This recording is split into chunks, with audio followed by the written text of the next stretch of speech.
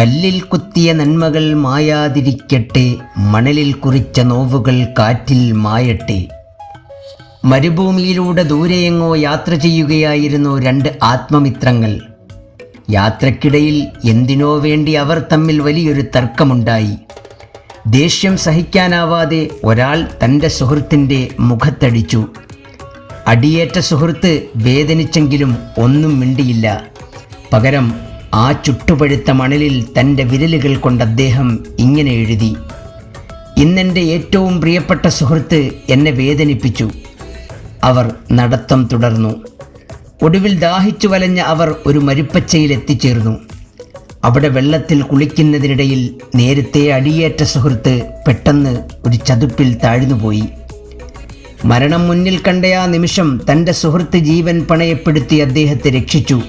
കരയ്ക്ക് കയറിയ സുഹൃത്ത് ഉടൻ തന്നെ ഒരു കൂർത്ത കല്ലെടുത്ത് അടുത്തുള്ള വലിയൊരു പാറയിൽ ഇങ്ങനെ കൊത്തിവെച്ചു: ഇന്നെൻ്റെ പ്രിയപ്പെട്ട സുഹൃത്ത് എൻ്റെ ജീവൻ രക്ഷിച്ചു.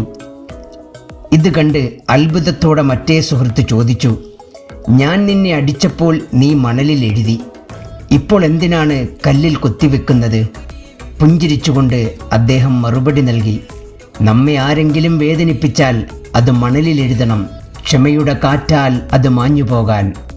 എന്നാൽ ആരെങ്കിലും നമുക്ക് നന്മ ചെയ്താൽ അത് കല്ലിൽ കൊത്തിവെക്കണം, ഒരിക്കലും നമ്മുടെ മനസ്സിൽ നിന്ന് അത് മാഞ്ഞു പോകാതിരിക്കാൻ. നമ്മുടെ ജീവിതത്തിലും നാം എപ്പോഴും മറന്നു കളയേണ്ട രണ്ട് കാര്യങ്ങളുണ്ട്. ഒന്ന്, മറ്റുള്ളവർ നമുക്ക് ചെയ്ത തിന്മകൾ. രണ്ട്, നമ്മൾ മറ്റുള്ളവർക്ക് ചെയ്ത നന്മകൾ. ഈ രണ്ട് കാര്യങ്ങൾ മറക്കാൻ പഠിച്ചാൽ നമ്മളുടെ മനസ്സ് എപ്പോഴും ശാന്തമായിരിക്കും. സ്നേഹപൂർവം, അബൂ കിനാൻ.